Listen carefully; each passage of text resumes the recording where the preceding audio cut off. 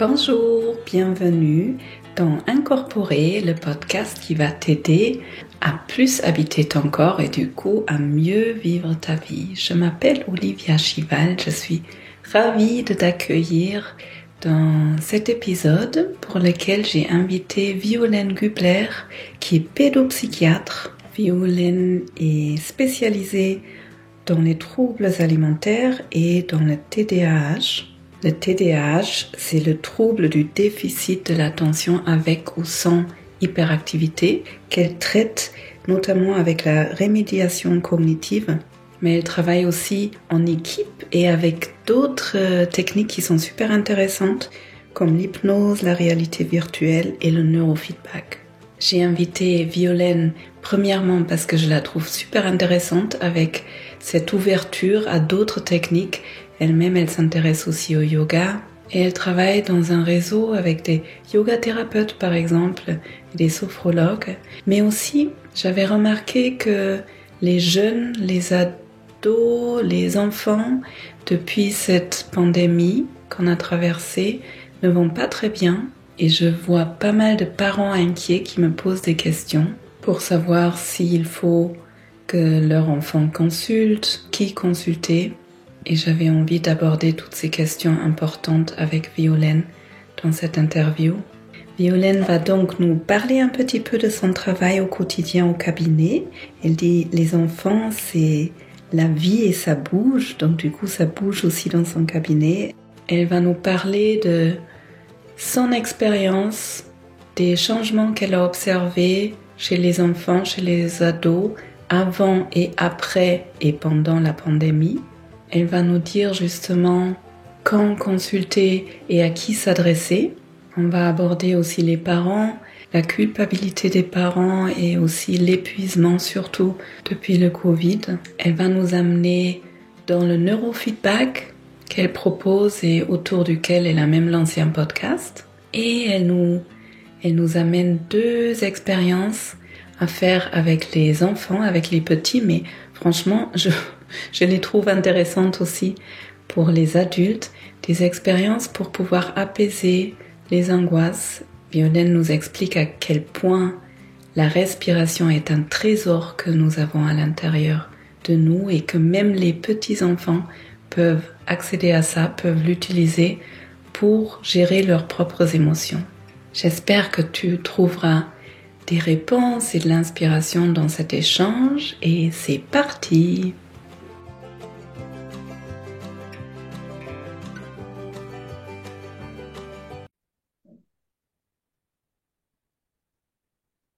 Bonjour, bienvenue.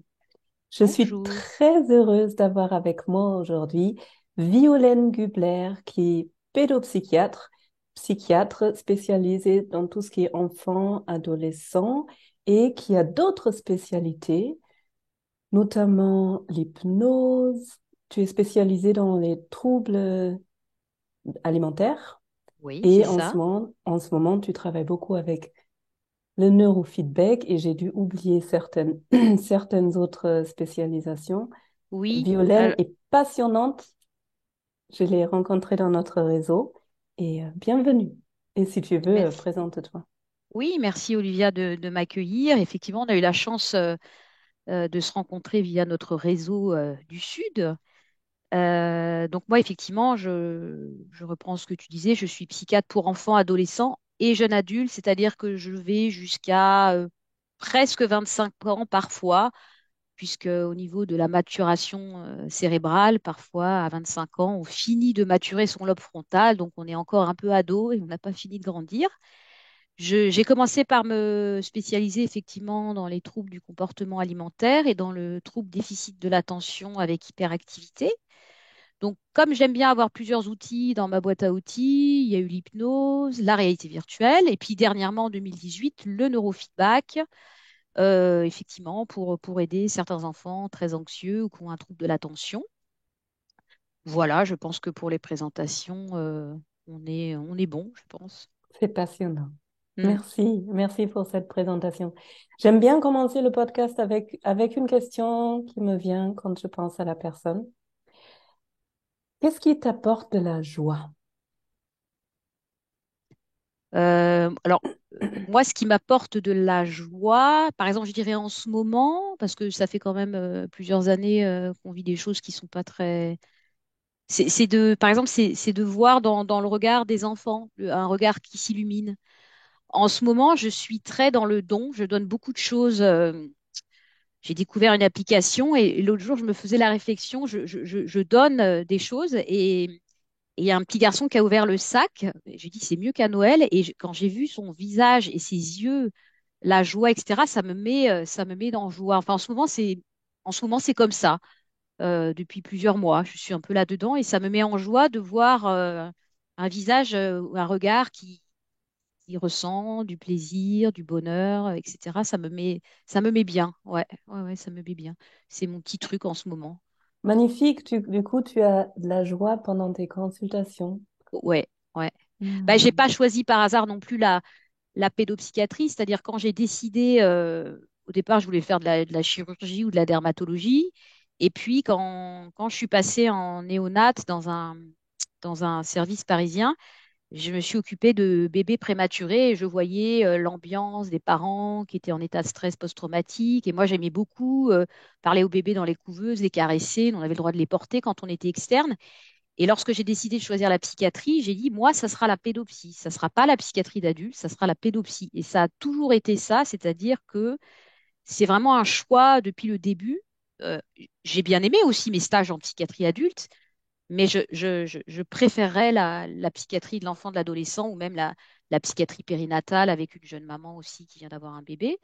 C'est quelque chose qui, dans les consultations de pédopsychiatrie, donc, il y a l'enfant et sa famille, hein, puisqu'un enfant seul n'existe pas, il interagit avec un système social, scolaire, familial, etc. Mais il faut mouiller la chemise, c'est vrai, j'avoue que ça peut être éreintant, mais c'est tellement, comment dire, surprenant ou tellement, comment te dire, une joie d'entendre des paroles ou des remarques d'enfants ou d'ados ou de jeunes adultes sur la vie, ou même sur leurs propres parents. Enfin, je trouve que c'est assez merveilleux. Et en même Hmm. temps, ça peut être très difficile, hein.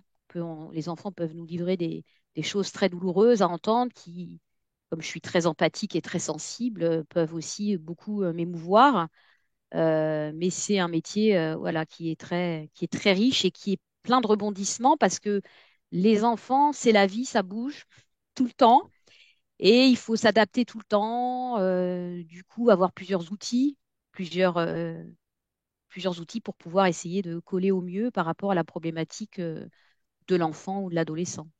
Mhm. Ça nécessite de la flexibilité, de la créativité.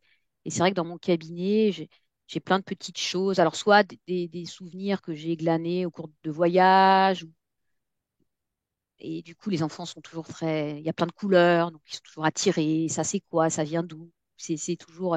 Et c'est souvent des enfants aussi qui touchent à tout. Donc, du coup, c'est jamais très calme une consultation. Ça peut être agité, tu vois. Il se passe plein de choses. Tu t'ennuies pas, en fait. T'as pas le temps de t'ennuyer. Ça a l'air chouette, pas forcément facile. Est-ce que tu veux nous amener un peu dans ton quotidien? Parce que je crois que c'est quand même très, très différent d'une consultation avec des adultes. Toi, tu es dans ton cabinet, tu Oui, travailles seul? ouais. Je travaille seule. Après, j'ai un réseau, comme on disait en introduction. J'ai un réseau autour de moi en libéral ou hospitalier, mais en libéral très, très, très, très fort avec des collaborateurs très réactifs. Si j'ai besoin d'un bilan neuropsychologique, si j'ai besoin d'une psychomotricienne, si j'ai besoin d'une orthophoniste, psychologue, neuropsychologue, sophrologue, yoga thérapeute, des choses comme ça. J'ai du monde qui peut aussi euh, prendre en charge, parce qu'en tant que médecin, je délègue aussi beaucoup de choses, puisque ça fait quand même plusieurs années, de par ma surspécialisation en pédopsychiatrie, que j'ai pas le temps de forcément de faire des psychothérapies individuelles. Alors, il fut un temps avant la pandémie, jusqu'à au moins il y a un an et demi, j'arrivais encore à faire des groupes thérapeutiques pour enfants, des ateliers émotions, des groupes de remédiation cognitive, soit sur les troubles alimentaires, soit sur le trouble de l'attention. Et puis là, effectivement, depuis la pandémie, on s'est un peu plus recentré sur de l'individuel. Et puis, effectivement, un mineur qui vient, moi, surtout lors d'une première consultation, il me faut au moins un des deux parents, puisqu'il faut reprendre tout l'interrogatoire, etc., les antécédents. Et puis, parfois, l'enfant ou l'ado, moi, je pose toujours la question en préambule. Je m'adresse toujours à l'enfant. Alors, soit je vous vois souvent les ados, mais ça peut m'arriver de dire tu. Enfin, je m'adapte. Bon, est-ce que tu sais pourquoi tu viens aujourd'hui? Qui est-ce qui a pris le rendez-vous? Dans la moitié, même plus de la moitié des cas, les enfants ne savent pas forcément, ou on leur a pas trop dit qu'ils avaient rendez-vous. Donc, toi, tu arrives un peu comme le cheveu sur la soupe. Donc, il faut s'introduire, se présenter, expliquer, et puis demander du coup à l'un des accompagnateurs pourquoi a-t-on donc pris ce rendez-vous. Après, pour les grands ados et jeunes adultes, c'est pas pareil, puisque parfois la démarche, en tout cas pour les les grands ados, jeunes adultes, ça vient d'eux souvent. Et justement, pas plus tard qu'il y a quelques jours, je recevais un jeune adulte de 19 ans, mais qui est venu avec ses deux parents pour le premier entretien. Donc pour moi, c'était très précieux. Donc je les ai introduits dans un premier temps, et puis après, j'ai fait sortir les parents, puisque le jeune savait exactement, voilà, ce pourquoi il venait. Et du coup, nous avons continué l'entretien. Donc moi, j'ai toujours à dire que en pédopsychiatrie, c'est souvent comme au théâtre, il y a plusieurs actes. Il y a l'acte 1 où tout le monde rentre. Après, il y a ce qui se dit, suivant la problématique. Est-ce que c'est une problématique de l'enfant? Est-ce que c'est une problématique relationnelle parentale? Et donc, j'explique toujours que parfois, je peux faire sortir les parents, ou je peux garder que l'enfant, ou alors ça peut être je sais pas, un père et son fils ou une fille, s'il y a une difficulté relationnelle, on fait sortir l'autre parent, après on fait ressortir tout le monde, on fait rentrer l'autre parent. Ça dépend en fait, ça dépend de pourquoi on vient, quelle est la problématique, quel est le symptôme. Et du coup, voilà, c'est toujours, on bouge. C'est ce que je te disais, ça bouge toujours dans mon cabinet. Ça Mhm. peut être en plusieurs actes. Et tu disais, avant la pandémie, tu faisais beaucoup d'ateliers, ce que je trouve d'ailleurs passionnant, j'ai oublié Ouais, de le c'était dire, mais passionnant, ouais. Ouais. sur ton site, on voit que tu proposes plein d'ateliers Oui, différents. oui, Et tout à depuis fait. la pandémie, tu fais plutôt de Dans l'individuel. Mais ça l'individuel. veut dire qu'en ce moment, tu poses un diagnostic et après tu délègues, ou parce que tu disais, tu fais pas forcément des thérapies au long cours. Qu'est-ce qui a changé depuis Bah, c'est-à-dire que j'ai avec pas la la possibilité. pandémie? Bah, alors, avec la pandémie, on a une flambée quand même de troubles psychiques. Bon, moi, je parle de ma partie, hein, donc la jeunesse, puisque moi, je reçois pas beaucoup d'adultes. Enfin, je reçois des jeunes adultes étudiants, mais les adultes, c'est pas du tout ma partie, bien que je vois que les parents de mes patients ne sont pas toujours eux-mêmes en grande forme. Donc, on a une flambée de phobies, de troubles alimentaires, de décompensation délirantes ou d'états de stress post-traumatique qui nécessitaient des traitements médicamenteux assez importants, hein. J'avoue que depuis mars 2020, j'ai tendance à pas trop prescrire d'habitude ou prescrire quand il faut, mais effectivement, on a été énormément sollicité et on continue malheureusement à être énormément sollicité. Et puis, on a de plus en plus de délais d'attente parce qu'on a des files actives assez importantes.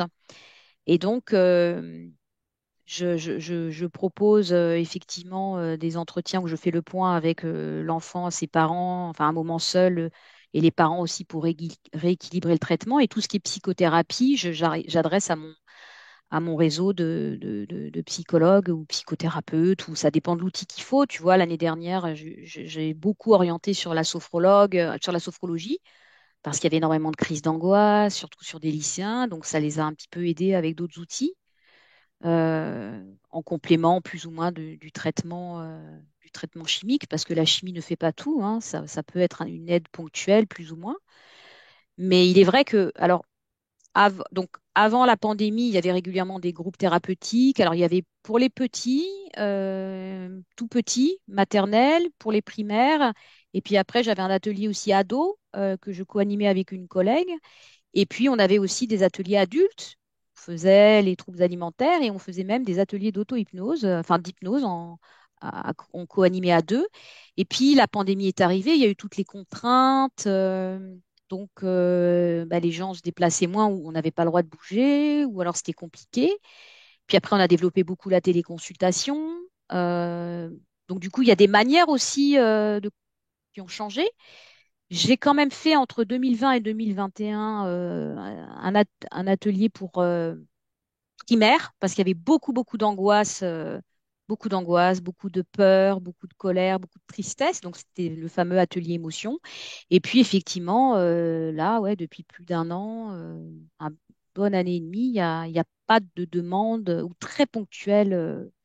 Même pour j'avais potassé pour proposer aussi un groupe sur le burn-out parental, parce qu'effectivement, les confinements, on a bien vu aussi que les gens étaient moralement épuisés, fatigués, mais il n'y a pas eu de plus que ça de candidats ou un ou deux, et du coup, on n'a pas pu mettre en place le Ah, ça veut programme. dire que la demande, elle a changé. C'est pas Oui, forcément que tu te concentres plus sur le médical pour dégager plus de temps pour voir plus de personnes. C'est que la demande, elle a changé depuis le toi, confinement. tu dirais ça aussi dans ta pratique? Que Tu la dirais que ça a demande a, changé? que la demande a changé? Ouais, Non, mais dans ma pratique, je dois avoir moins de choses différentes ouais, dans mon cabinet. hmm, Je vois comment c'est chez moi. J'ai qu'une offre, donc la hmm, demande, elle s'adapte à l'offre, je pense. d'accord, ok, Et puis, je vois beaucoup de personnes qui vont pas très bien et ça ouais, continue. ouais. Il y avait un petit moment où ça soufflait un peu plus et là, j'ai vraiment l'impression qu'il y a beaucoup de personnes qui vont pas bien. Ouais. Après, je vois aussi des personnes qui retrouvent leurs ressources, justement, Mm. grâce à ces difficultés. Ouais, Mais ouais, non, je vois pas forcément de changement ouais, de demande. Mais c'est normal parce que j'ai pas. Toi, quand même, c'était très particulier. T'avais ouais, ces groupes-là. ouais, ouais. J'ai l'impression que la demande, déjà parce que j'ai l'impression que les gens sont plutôt demandeurs d'individuel parce qu'ils vont très très mal. Ah oui. Et les ados, faut pas oublier aussi que les ados, n'oublions pas qu'on a été confinés, qu'on a coupé aussi les liens sociaux. On a beaucoup d'ados qui se sont sédentarisés, qui sont restés derrière les écrans et qui ont du mal à sortir, moi je dis, de leur grotte. Après, la grotte, c'est bien, hein, ça rassure, ça, on est bien, mais des fois, il faut un petit peu sortir, voir la lumière et puis se sociabiliser. Et c'est vrai qu'on constate avec une des collègues avec qui on travaille sur les ateliers ados il y a les ados, ils ont besoin d'autre chose en ce moment, peut-être. Voilà, je vous dirais ça comme ça. Donc, nous, on s'adapte, hein, on s'adapte à la. Hmm. Et moi, ce que j'avais compris, c'est que surtout les enfants et les ados, ils ont particulièrement souffert pendant pendant cette période-là, Covid, confinement. Ouais, Et que mm, ça aussi, ça continue. Et je le vois dans notre réseau, il y a beaucoup de demandes par rapport aux ouais, pédopsychiatres. Il y a ouais. pas beaucoup de place, On c'est est ça? saturé et c'est vrai que moi Ouais. je parle des vagues psychologiques et non pas des vagues épidémiques, mais le tsunami psychologique, il arrive, hein. Il monte, Hmm. ouais. Et on l'a vu à différents niveaux, que ce soit en psychiatrie périnatale avec des collègues sages-femmes ou bien puéricultrices, où on a eu des bébés. D'ailleurs, il y avait un article, je crois, dans le Parisien il y a quelques mois qui montrait que l'hôpital Necker avait affiché ses statistiques pour 2021, qu'il y avait une explosion des bébés secoués par Wow. rapport aux autres années. 2021, tu vois, ça, Tu veux ça. expliquer un peu pour les personnes qui savent pas ce que c'est un bébé secoué? En fait, c'est souvent c'est quand les parents sont à cran. Parce que quand j'étais jeune interne à Reims, j'en ai vu pas mal et j'étais toujours bouleversée par ce genre de choses. C'est-à-dire que c'est ces bébés qui pleurent, qui sont inconsolables. Vous êtes en postpartum, vous êtes tout seul, isolé, pas de ressources. Et puis, à un moment d'agacement, de voilà, vous vous mettez à dire à l'enfant, voilà, ça suffit, arrête de pleurer, j'ai tout fait. Et le fait de secouer un bébé, alors là, je ne secoue pas, mais c'est vraiment secoué parce qu'on est à cran, eh bien, le bébé a un cerveau qui est fragile et du coup, il peut avoir effectivement une atteinte au niveau des hémorragies, des pétéchies au niveau de son cerveau et du coup, bah, des séquelles parfois neurologiques. Et, et ça, on peut imaginer que quand on confine des populations dans des tout petits espaces où on n'a pas de ressources, de lien social, avoir sa famille ou des gens qui peuvent vous étayer, vous seconder, C'est pas ni pour excuser ni l'un ni l'autre, c'est juste pour expliquer peut-être pourquoi on a eu une flambée des maltraitances intrafamiliales, aussi bien sur les petits que même sur les femmes, hein, les violences conjugales, on pouvait plus s'échapper de la maison puisqu'on était enfermés. Ça a été aussi, alors je sais pas au niveau des statistiques sur les maltraitances conjugales, au niveau des dernières statistiques entre 2021 et 2022. Je sais qu'en début d'année, on en a toujours beaucoup plus. On a eu ça, et puis on a eu aussi, dès le premier confinement en mars 2020, on a eu effectivement, moi je faisais beaucoup de téléconsultations et j'ai vu, surtout dans les grandes villes, où il n'y avait pas possibilité de sortir un peu dans son jardin, des jeunes même des adultes qui ont pété les plombs, euh, des compensations anxio-dépressives très bruyantes, avec des phobies d'impulsion, voire même des idées délirantes, hein, qu'il a fallu contenir à la maison. On a eu une flambée aussi dès le premier lockdown des troubles des conduites alimentaires, essentiellement les jeunes filles, beaucoup de jeunes filles. On a trouvé un peu des causes, alors c'est un petit peu au niveau mondial, hein, puisque même en Scandinavie, j'avais aussi des contacts et on avait aussi les mêmes effets qu'en France. Donc on a plus ou moins vu la différence un petit peu entre les garçons et les filles. Tout ça, c'est des hypothèses, hein. Les garçons, ils avaient tendance plus à jouer aux jeux en réseau et les filles avaient plus tendance à s'exposer aux réseaux sociaux. Et il y en a un qui est un petit peu dans le collimateur, c'est Instagram, qui a été, bon, quand vous avez des jeunes filles la socialisation passe par les écrans et que vous voyez des images de femmes minces ou voilà, il faut faire du sport, il faut bouger, etc., etc., sur des personnalités un peu vulnérables, ben, certains sont tombés dans des difficultés alimentaires. Et ça, c'est pas que en France, hein. Il y a eu aussi, parce que moi, j'avais des jeunes filles qui faisaient des Erasmus ou bien elles étaient jeunes filles au pair, en Angleterre, en Irlande et tout, et même en Amérique du Sud, et elles ont présenté ces symptômes-là d'anorexie restrictive ou de Hmm, compulsion avec, voilà. ok. Il y a eu ça, il y a eu, et puis il y a eu aussi les TOC, la flambée des TOC après au déconfinement, où tu as les pathologies du confinement, les pathologies du déconfinement, où on a un petit peu conditionné les cerveaux, attention, attention, attention, si tu touches, il faut laver les mains. Chez certaines personnes, plus prédisposées génétiquement que d'autres, on est bien d'accord, hein, c'est une vulnérabilité, et puis aussi, au premier confinement, pas mal aussi de problématiques quand les gens étaient confinés à plusieurs dans des grandes maisons, aussi des passages à l'acte d'ados aussi, aussi. Hmm. Est-ce que nous Ouais. avons des réponses à ces souffrances-là? Mais aussi, je t'ai coupé tout à l'heure, tu voulais dire quelque chose avec l'hôpital Necker, non?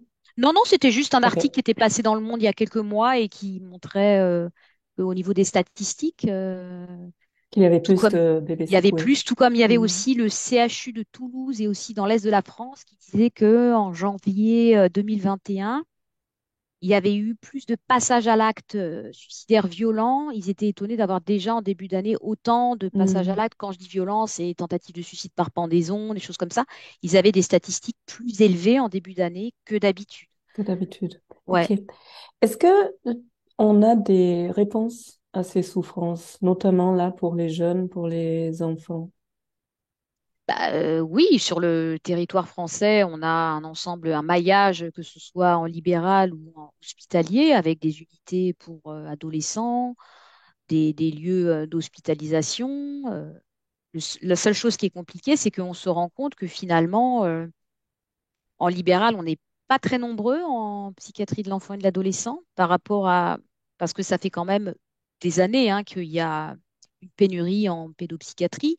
Tu vois, il y a 7 ans, 8 ans bientôt, j'étais encore hospitalière et c'était déjà compliqué, hein, d'avoir des rendez-vous dans les CMP. Et là, avec cette surcharge liées à la pandémie avec les cas qui existaient avant et ce qu'on appelle les cas de novo qui ont été déclenchés.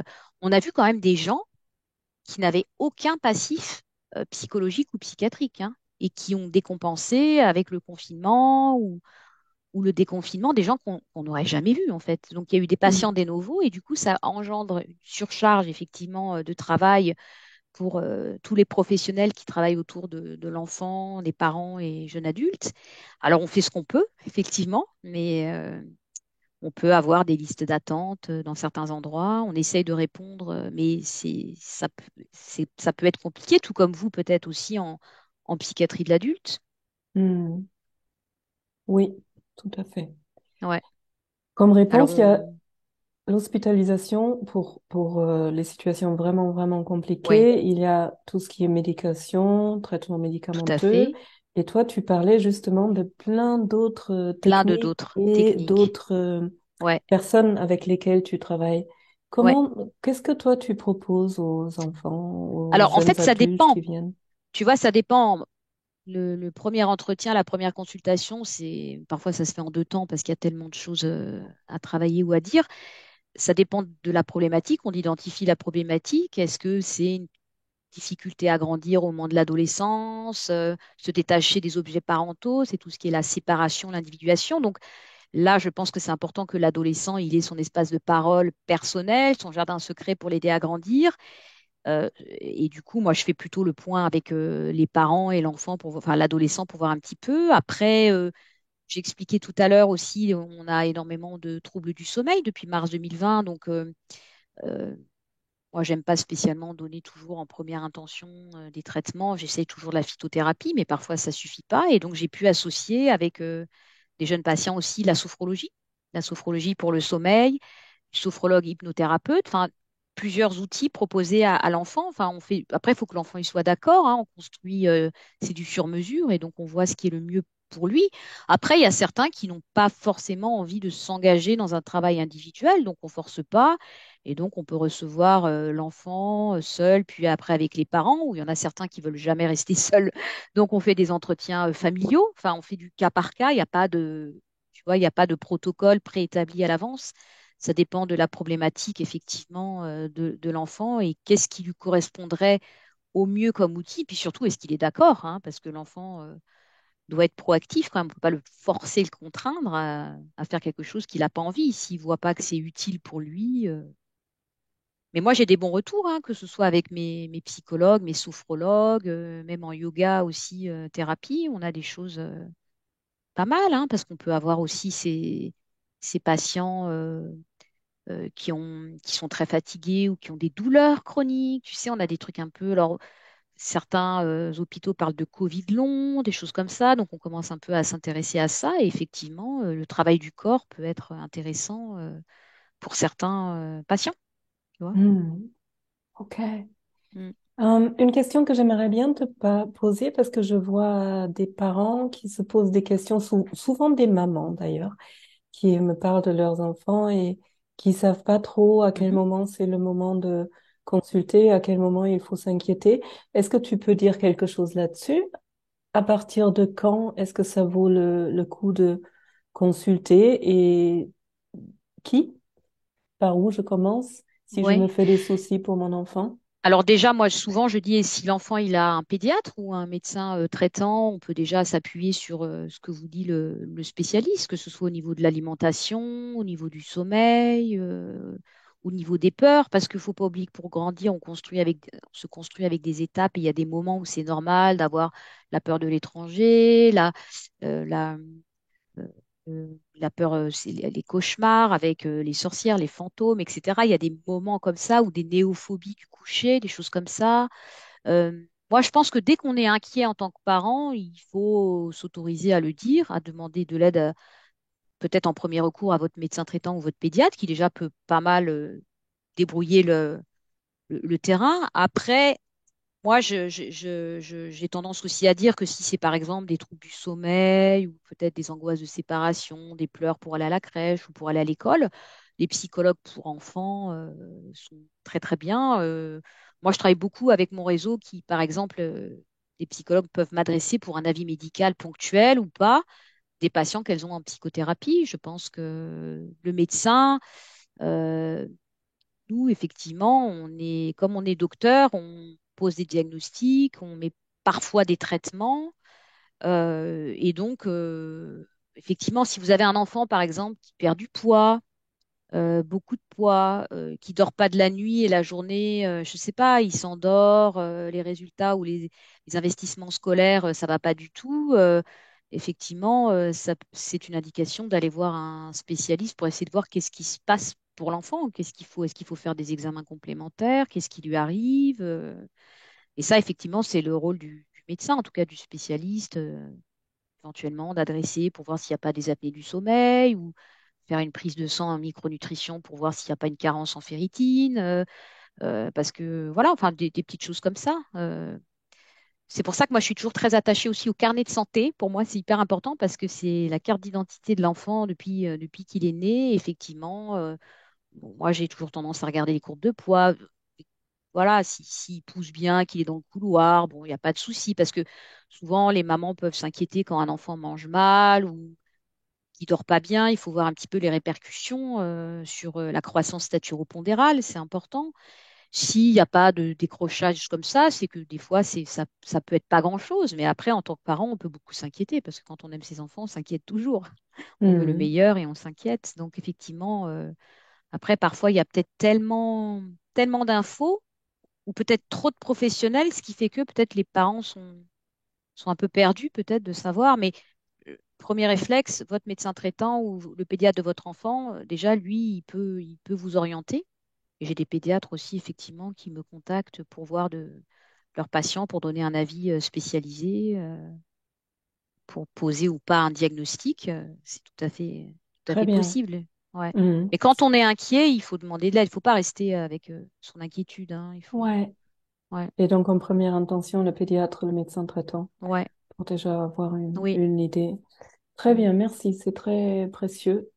J'ai l'impression qu'il y a une sorte de mode, alors mode, c'est pas le bon mot, mais je vois beaucoup de questionnements autour de l'hyperactivité Mm. depuis quelques années. L'hyperactivité, troubles attentionnels. euh, je vois beaucoup de troubles alimentaires ces derniers temps chez les filles de mes Mm. patientes. Mm. Et puis, ouais, après ça, c'est pas trop de ton domaine, des questions autour de l'autisme ou Mm. de Ah, la si, je vois pas mal de troubles du spectre de l'autisme, des Asperger aussi, filles. Là, en ce moment, j'en dépiste énormément. Alors, je ne sais pas si la pandémie a eu un effet accélérateur, je ne saurais dire. Mais oui, tu as raison de dire qu'il y a alors une mode, je ne sais pas, mais en tout cas un constat pour les troubles alimentaires. Effectivement, il y a toujours eu hein, à l'adolescence des TCA, mais depuis la pandémie, on a beaucoup de cas. Hmm. Beaucoup de cas. Est-ce Ouais. que, je sais pas du tout si tu peux répondre à ça, mais est-ce en tant que parent, il y a une attitude à avoir ou comment je peux être au mieux avec mon enfant qui a Il y a des un trouble alimentaire? difficultés, par exemple? Ouais. Alors déjà, en général, si un enfant souffre de troubles du comportement alimentaire, il faut savoir que quand même c'est une pathologie d'origine plurifactorielle, donc c'est pas un thérapeute qu'il faut, hein. Il faut une équipe pluridisciplinaire autour de l'enfant et de sa famille. D'ailleurs, en France, vous avez des endroits plus ou moins spécialisés. À Marseille, vous avez l'espace Arthur. Enfin, vous avez des maisons des adolescents, vous avez des centres où on est spécialisé.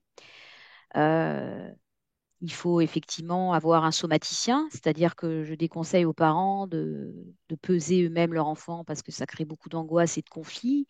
Après, l'enfant qui souffre d'un trouble alimentaire peut être tenté de se peser 10 fois par jour. Donc, en général, c'est bien de déléguer à quelqu'un de le faire, que ce soit une infirmière ou le médecin traitant. Il y a la part aussi diététicienne, nutritionniste. C'est important aussi d'aider les parents puisqu'ils sont co-thérapeutes, hein, ils sont très importants dans le processus de guérison de ce type de pathologie. D'ailleurs, il est montré dans les revues scientifiques qu'avant l'âge de 17 ans, la thérapie familiale est aussi une thérapie très importante à mettre en place pour aider ces patients, en tout J'allais te cas. demander, ouais. Ouais, exactement. La thérapie familiale est importante. Après, quand ils ont 17, 18 ans, c'est autre chose, mais avant l'âge de 17 ans, c'est très important. Donc, on a la chance d'avoir certains endroits où il y a des unités de thérapie familiale. Donc, Ça, Qu'est-ce c'est, que ça, c'est c'est... qu'une thérapie familiale?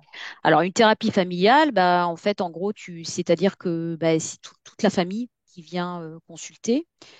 Donc, on peut avoir des difficultés parce que parfois, il y a certaines personnes de la famille qui ne se sentent pas concernées. Et du coup, comme il y a une chaise pour tout monde, on appelle toujours la chaise vide de celui qui manque, c'est-à-dire qu'on va venir travailler sur le système familial qui vient avec une plainte, un symptôme. Là, par exemple, tu parlais du trouble alimentaire, donc c'est un symptôme qui vient s'adresser à un système familial. Et dans le système familial, bah, tu as des sous-systèmes parentaux, enfantins et des interactions parents-enfants, et on vient travailler sur les interactions familiales. La thérapie familiale, c'est pas un tribunal où on va pointer et on va stigmatiser en disant que un tel est responsable de un tel, mais on essaie de faire prendre conscience de tout ce qui se passe, les interactions qui interagissent en permanence au sein d'une famille et qui peuvent amener à des symptômes. Et c'est vrai que quand, par exemple, un trouble alimentaire type anorexie mentale débarque dans la vie d'une famille, il y a les angoisses des parents de voir leur enfant se laisser mourir de faim, l'angoisse de la fratrie de voir euh, le grand frère ou la grande sœur qui ne se nourrit plus, avec un impact aussi sur le reste de la fratrie et tout ce que ça peut engendrer avec toute cette dynamique familiale qui tourne autour un peu de manière pas obsessionnelle, mais obligatoire sur le temps des repas, qui peuvent être des temps d'angoisse importants ou de conflit aussi. Donc, du coup, ça stresse, etc. Et donc, c'est important, effectivement, de pouvoir aider tout le système. Donc, le malade, le patient qui souffre et le symptôme qui s'adresse à l'ensemble de la famille et de trouver ensemble des, des- des stratégies pour les aider Hmm. à... Parce que quand les patients ne sont pas hospitalisés, on a parlé tout à l'heure d'hospitalisation, mais ça, c'est quand, par exemple, vous avez un passage à l'acte suicidaire ou un patient qui a un IMC très bas qui nécessite, par exemple, une renutrition par sonde, IMC? indice de masse corporelle ou BMI en anglais, c'est le poids sur la taille au carré. Normalement, pour être en bonne santé, il est compris entre 20 à 24. Au-dessus, c'est le surpoids. Après, c'est l'obésité. Et en dessous, à partir de 18, vous avez les stades de dénutrition. À partir de 16, et en général, quand vous avez un IMC à 13, c'est une indication d'hospitalisation pour renutrition par sonde ou péros par la bouche quand c'est possible. Mais le temps d'hospitalisation, c'est un temps assez court par rapport au parcours de soins, hein. Le reste se fait beaucoup en ambulatoire et en pluridisciplinarité. Donc, c'est des pathologies qui sont pour les troubles alimentaires. Ça ne se guérit pas en un claquement de doigts, malheureusement. C'est long, ça prend du temps. Parfois, il y a des rechutes. Donc, vraiment, on a besoin de prendre en charge de manière plurifactorielle et puis tout le système, quoi. L'enfant Hmm. et sa famille. Ouais, Hmm. ouais, ouais. Du coup, je pense spontanément à la culpabilité que les parents peuvent ressentir, Ouais, parce que tout à souvent les fait. parents se disent, ah, c'est de ma faute si mon enfant porte un symptôme. Ouais. Et puis il y a la culpabilité aussi de ne pas avoir vu aussi la perte Mhm. de poids qui peut être vertigineuse, mais c'est une pathologie assez fourbe et en général, on ne le voit pas forcément puisque l'enfant porte des vêtements amples et qu'on ne s'en rend pas compte forcément. Mhm. Et que du coup, quand les parents en prennent conscience, ça peut être aussi un choc de se dire comment j'ai fait pour pas voir.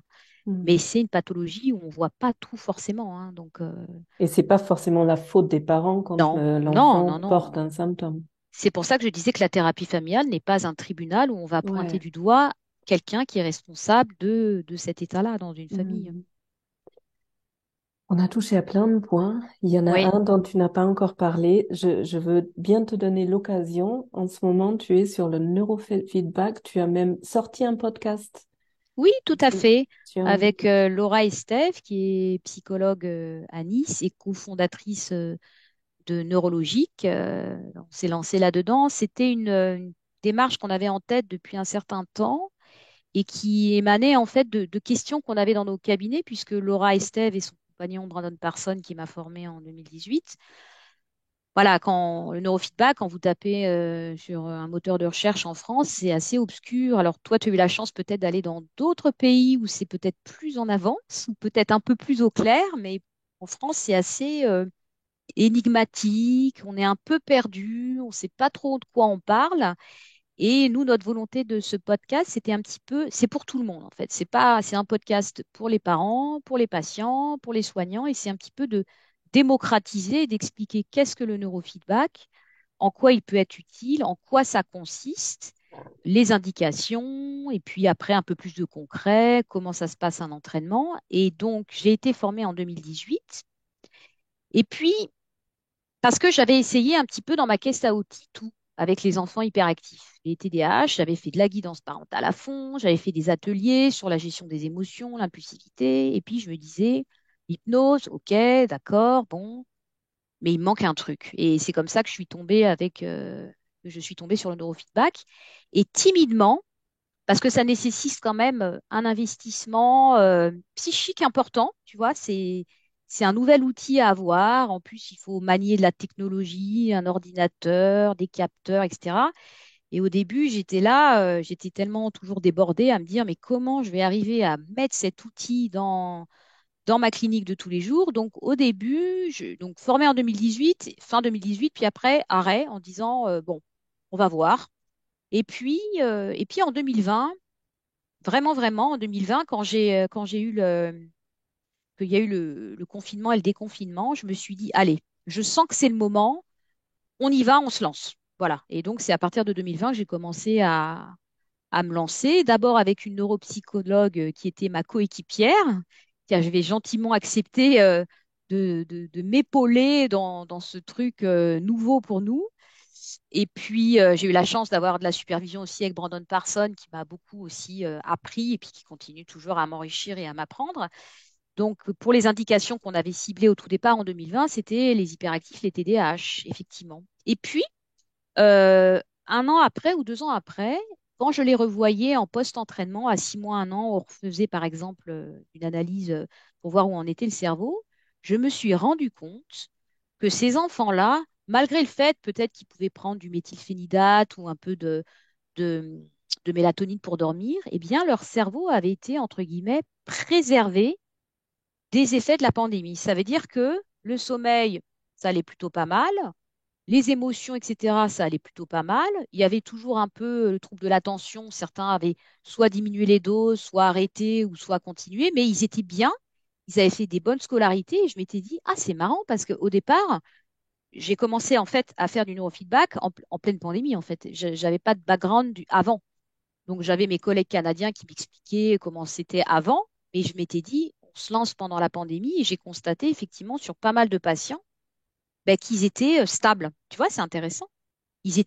Voilà, il n'y avait pas de troubles anxieux, il n'y avait pas, par rapport aux nouveaux cas que je voyais arriver dans des états dépressifs, Mhm. anxieux.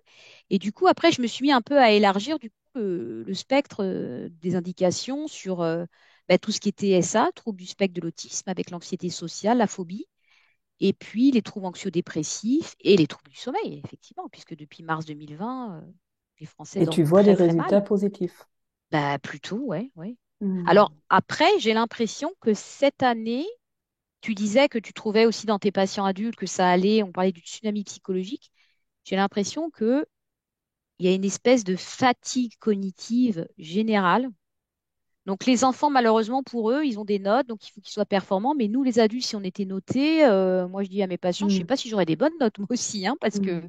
on est quand même, voilà, notre cerveau, il a eu ouais, je sais pas qu'est-ce que toi t'en penses, mais moi je trouve que depuis 3 ans, il y a une cumul des facteurs de stress importants et effectivement, il faut pouvoir se régénérer et se faire bien parce qu'en ce moment, il y a plein de choses qui font pas du bien dans le Carrément. monde et du coup, ben, on en propose effectivement un petit peu de plus en plus comme outil et majoritairement, c'est quand même les troubles de l'attention. Alors, de dire qu'il y a des épidémies de TDA, je sais pas. Moi, je pense que maintenant, on a la chance aussi, un, de les dépister plus tôt. Euh, deux, est-ce que la pandémie aurait fait décompenser, c'est une de mes hypothèses. Moi, j'ai vu pas mal de post-bac, des filles qui avaient tenu et qui s'écroulent en post-bac. Vraiment, on a une décompensation au niveau de l'attention, de la concentration, avec une fatigue cognitive. Est-ce que c'est les conséquences du port du masque, des confinements, etc., les travails sur ordinateur, etc., tu vois, qui fragilisent l'attention depuis les années 2000? Mhm.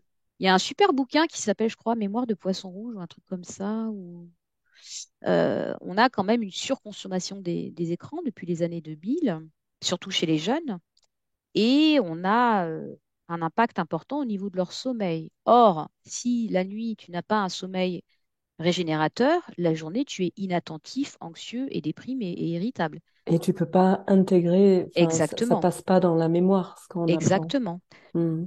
tout à fait. Ok. Si tu retrouves le bouquin, si tu le retrouves, je le mets Oui, il faudrait dans que les je dans l'ai dans ma notes. bibliothèque. Il y a Poisson rouge, ça c'est sûr. Il a été écrit il y a plusieurs années. Il est intéressant et le titre Je exact, le mettrai ouais, ou tu me donneras. ouais. Ma Donc, sécurité intérieure, ça veut ouais, dire quoi pour toi? à se sentir bien et confortable à l'intérieur de soi, c'est-à-dire que capacité de apaiser ou se faire du bien malgré le tsunami autour de vous, la Ouais, capacité à glisser à l'intérieur de soi et de se concentrer un peu sur l'ici et maintenant et de voilà. Moi, c'est ce que je dis à mes patients, notamment avec la cohérence cardiaque. Je dis à l'intérieur de toi, tu as un médicament qui est toujours là et qui va t'aider à traverser les crises d'angoisse, c'est le souffle.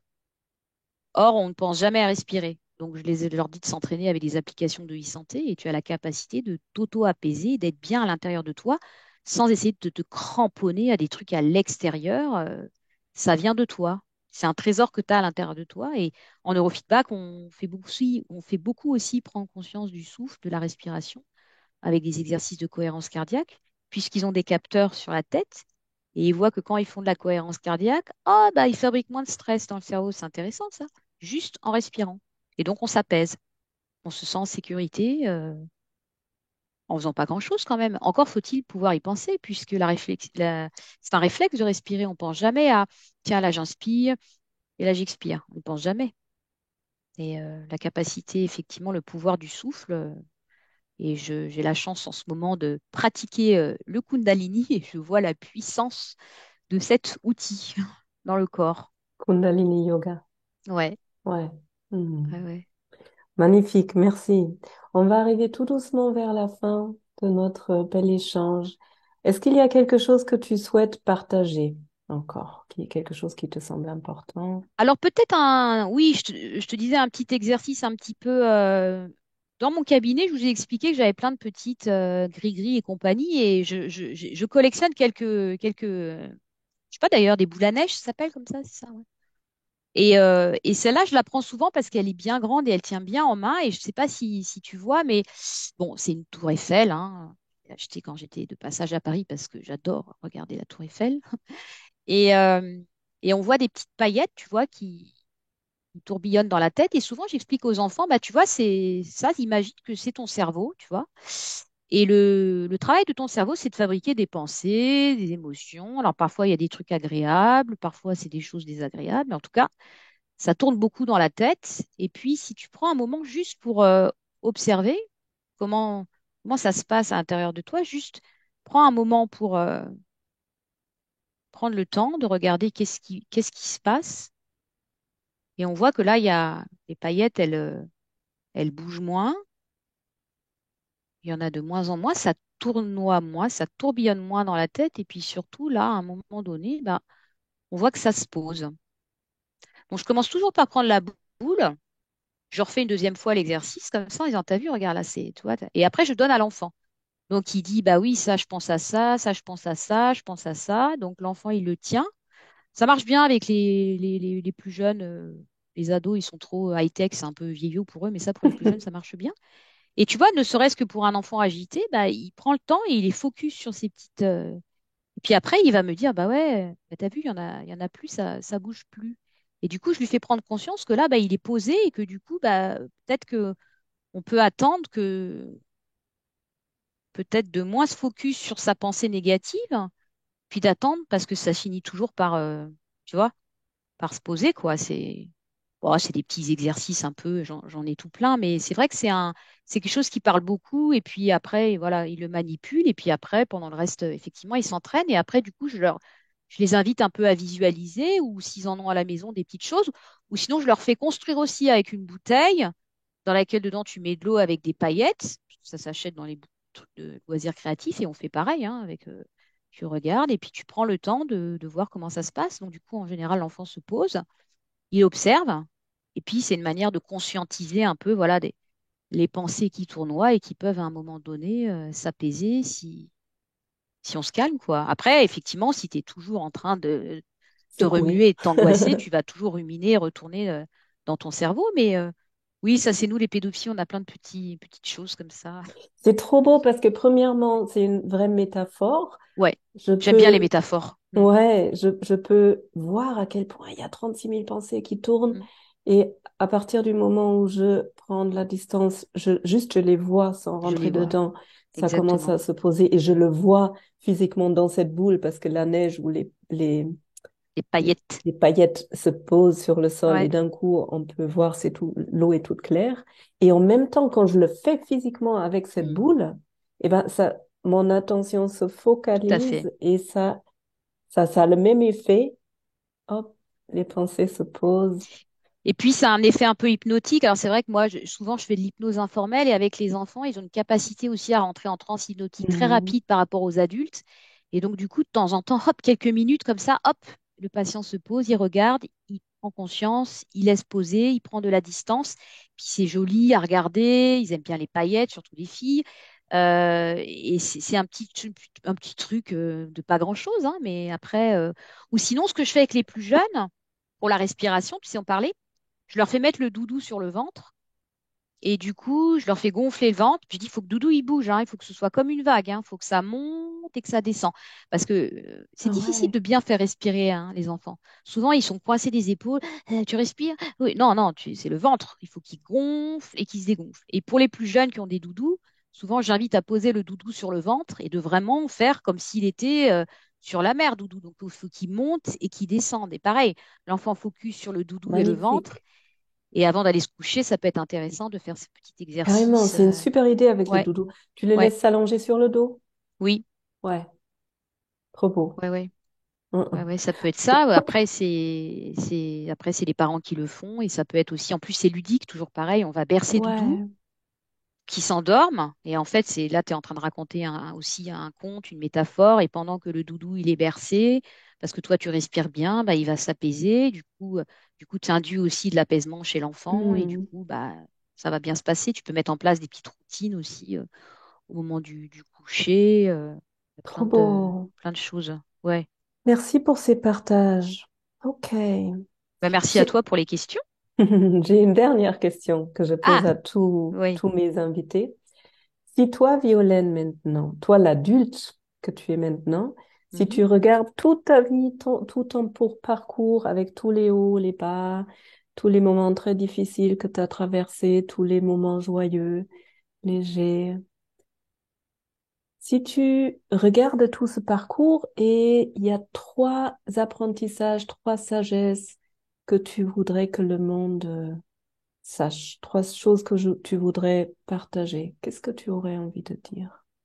Alors déjà, effectivement, comme tu fais le mouvement, c'est-à-dire la vie n'est pas un long fleuve tranquille, il y a des hauts et il y a des bas.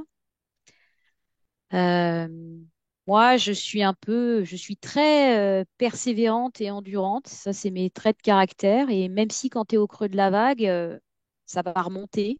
Mais même si vraiment tu es au creux de la vague et que tu es vraiment down, ça va remonter. Il faut, je pense, toujours croire que ça peut s'améliorer.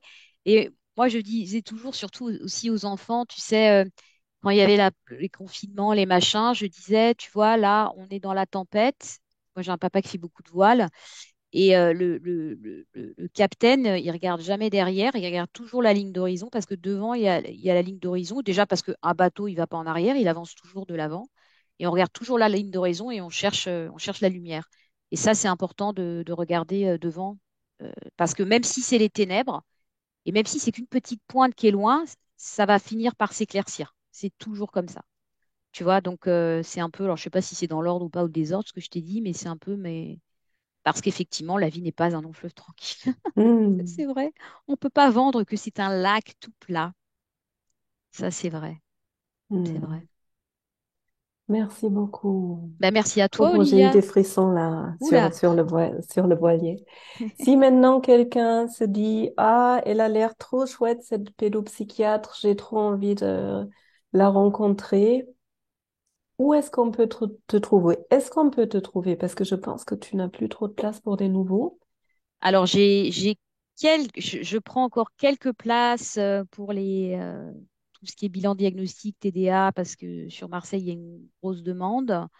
Et puis pour le neurofeedback aussi, j'ai la chance d'avoir deux entraîneurs, dont une chercheuse du CNRS qui a rejoint les troupes. Donc on a des gens très motivés pour aider les gens qui veulent, hein. Euh, Après, j'ai un site internet où il y a un formulaire en ligne.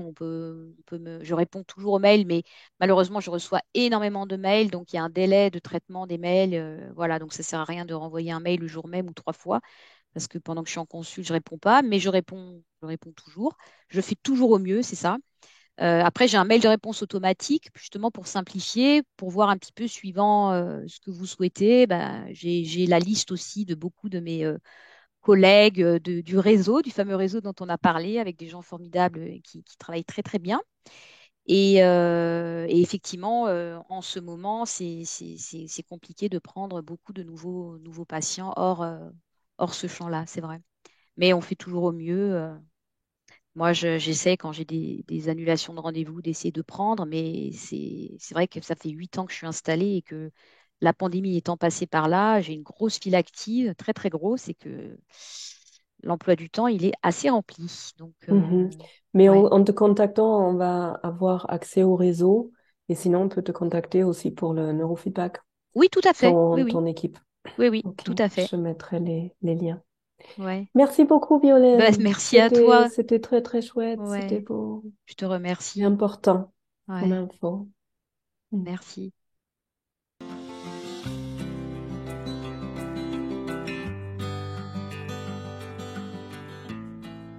Voilà, un petit tour dans la pédopsychiatrie, dans le travail avec les enfants. J'espère que cette interview était intéressante pour toi. Et si tu es un parent, peut-être tu as même envie, aujourd'hui ou demain, d'essayer d'apprendre à ton enfant à modifier sa respiration, à calmer ses émotions avec des poules, avec des paillettes ou avec un doudou sur le ventre. Si tu as envie, tu peux m'écrire soit sur Instagram, soit un message personnel pour me dire ce que tu as pensé de cet épisode, aussi pour me dire si tu as des questions ou des idées, des besoins d'informations. Est-ce qu'il y a des thèmes qui t'intéressent? Est-ce qu'il y a quelque chose que tu souhaiterais entendre dans ce podcast? Si tu as envie de découvrir d'autres personnes inspirantes, d'autres techniques qui apportent à ma sécurité intérieure, tu peux t'inscrire à ma newsletter, la lettre d'Olivia, qui sort une fois par mois, tous les premiers du mois, et dans laquelle je présente cette année justement d'autres praticiens, d'autres approches. Je serais ravie aussi si tu me laissais un avis ou un avis 5 étoiles. Ça permet à ce podcast d'être trouvé plus facilement. Tu peux aussi le partager à des personnes qui ont besoin de l'entendre. Et maintenant, je te souhaite une très belle journée, une très belle soirée. Prends bien soin de toi. À bientôt!